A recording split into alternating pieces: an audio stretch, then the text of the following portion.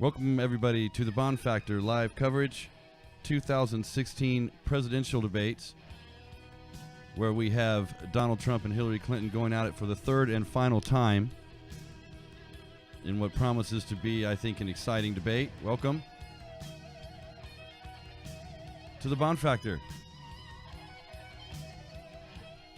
We got our debate coverage, and I got a couple things I want to share with you before the debate here. If you're watching our stream live, welcome.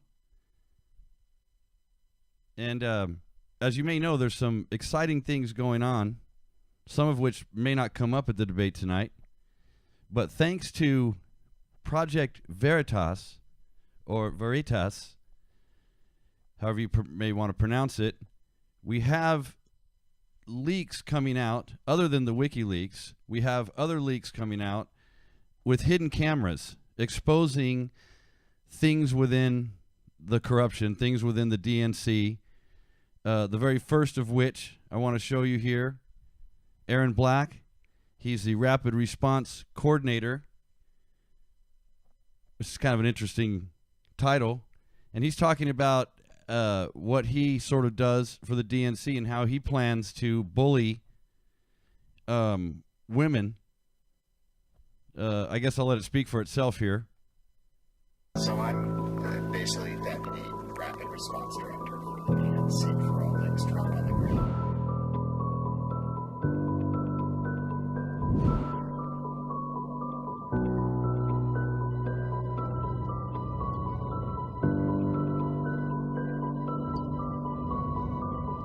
You have to kind of read what he's got here. He's talking about the Chicago protest, that he was involved in that. You can see, now listen to this. He talks now about sort of what they have in mind here. It's kind of muted here at first, but it'll come in. I'm sorry, could have had it forward a little, maybe queued up a little bit better. But here we go. So we get people behind Trump when he's at a rally, but we make sure it's women and their position next to the man. We want images of the men bullying the women who are trying to hold their signs. That's what I'm going to do. That is what we're going to do. That is the hit. How do you think you're going to do it? They're going to have to show up 7 hours ahead of time to wait in line to get there early. So, like, pretend to be Trump supporters so they get sat behind Yep. them? And fold up those signs that we have and put them in their pockets. That is the hit. So you can see here, this guy's talking about the hit. Thank you, Veritas, and their project of exposing some of these people. It's amazing and really fun to watch all of this come out. Maybe I shouldn't say fun, but it's scary and fun kind of all at the same time. But it's stuff that I doubt will come up tonight. But it's amazing, just the layers and layers of the corruption and the stuff that just keeps coming out. It's just sort of overwhelming. So I have more here. This is another thing that's similar with Scott Foval. Bring him up here. You can see what we've got going with this guy. Another hidden camera, and all this is online. You can find this stuff online, but I just thought it'd be worth playing if you're getting ready for the debates, just to kind of get more of a feel of how things work. And this is incredible. A little nasty language there, but again, what we have here is you're going to hear hidden camera footage of this guy explaining what they've been doing and how they've been doing things for years, and the level of corruption, the way they send people around, and it's voter fraud, just incredible. You can read here and watch this for a moment.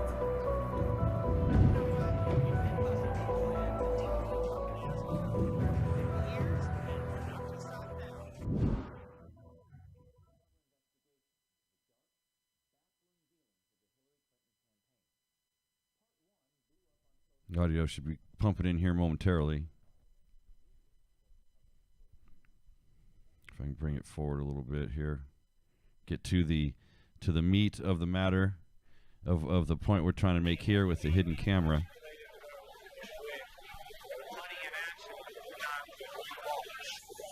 very easy thing for Republicans to say, well, they're busting people in. Well, you know what?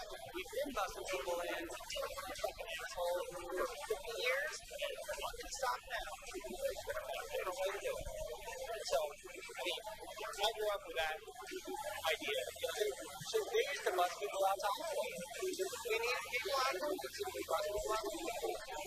When we met Scott Fogle, he worked for People for the American Way, an organization. So hopefully you're hearing that what he's kind of saying there about how they bust people in. You can kind of hear the bias of kind of his attitude too, how he kind of curses.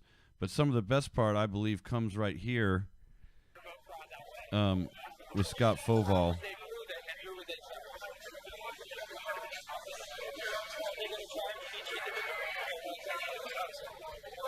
This he goes into all the different ways they go around voter fraud and the way that they they go against ways of being prosecuted. You know, they don't really bust them in anymore. They use rental cars, and it just sort of goes on and on. It's interesting read here.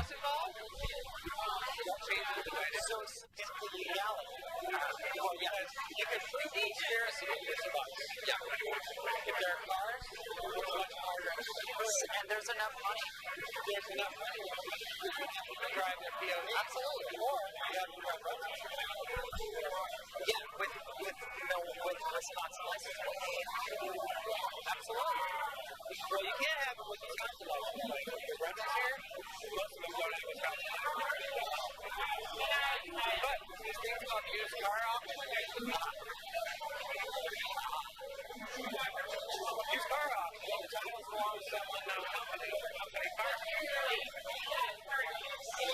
And you know, these are multiple employers. These are not all one employer shells. Your shell companies. Yeah. The cars come from one company, the cars come from another. There's no bus involved, so you can't prove that it's on mine. There you go. So it's kind of hard to listen to the sound, but he's talking about how they create phantom or ghost or shell companies. They create different payroll structures to be able to spread out the way of paying these people to travel them around to vote multiple times in different areas, sometimes far away from their local districts. And then he goes on to explain how he used to do investigations and sort of came from the legal side. So now he thinks backwardly from that. If there were prosecutions, how they would prosecute, and then he tries to go backwards. So you're saying shell companies, you're saying the car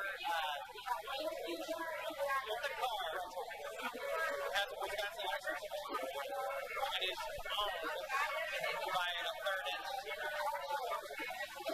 Then it's much harder to believe that these people drove in, say, there's no bus involved, so you can't prove conspiracy. And they would have to be looking for them in the first place. Well, a bus is something that you're not looking for. Exactly. You are looking for. Yeah.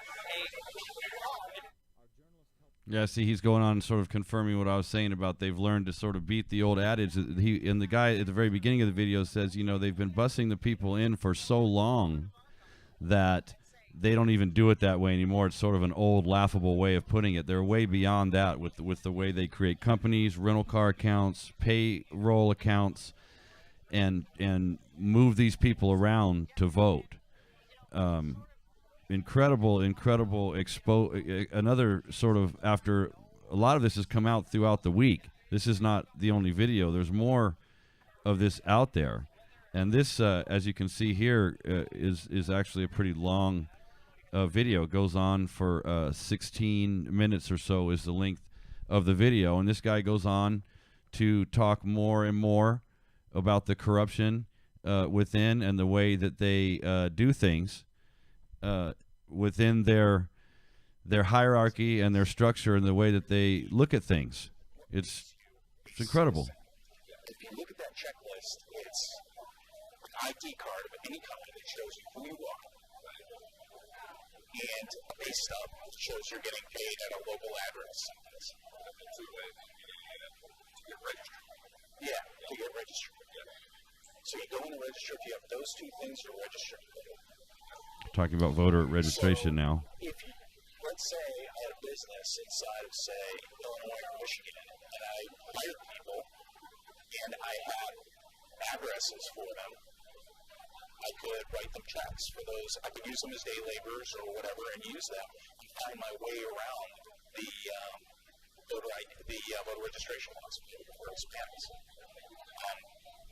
That's one thing. I'm actually, that idea, when he gave it to me, I was like... We have the debates getting ready to start in a few moments, so we'll probably have to cut away from this, but this is where he starts to get into how another angle of how people can get in and do and commit voter fraud. And it's all available right on YouTube right here, the Project Veritas action. And they've got all kinds of videos that are just out recently where you can see how James O'Keefe and his organization is exposing all of this stuff through this Veritas project. And it's fantastic stuff. They've got, recent uploads and stuff you can check out there. So I just want to point you in that direction as an unbiased way to find these tapes, these hidden camera tapes. And they have, the one that we brought to you a few days ago. You may want to go back and look at that one as well, that showed another person talking about how they don't require ID for voting in New York, which is interesting. So if you can imagine, if you don't have to show ID or anything to vote, then you could literally just walk in anywhere and vote in the morning and then go to breakfast and then go vote again and go to lunch and so on and so on. So I thought that was kind of interesting as well. So we'll be right back here on the Bond Factor as the 2016 presidential debates start here momentarily. Stay with us.